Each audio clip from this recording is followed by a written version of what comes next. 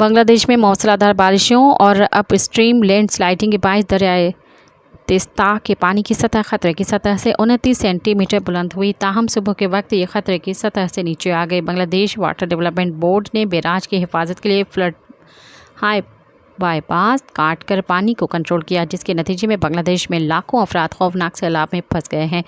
बांग्लादेश में आबादी के सबसे बड़े मंसूबे तेस्ता बैराज पर डालिया पॉइंट पर पानी का बहाव 52.12 मीटर रिकॉर्ड किया गया, जो कि खतरे की सतह से 3 सेंटीमीटर नीचे मामूल 52.15 मीटर।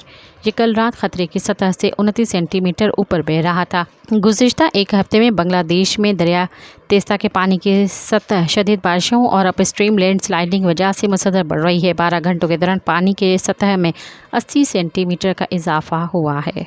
सब्सक्राइब कयो अवामी न्यूज़ HD खे ऐं ताज़ा तरीन ख़बरुनि लाइ ॾिसंदा रहो अवामी न्यूज़ HD।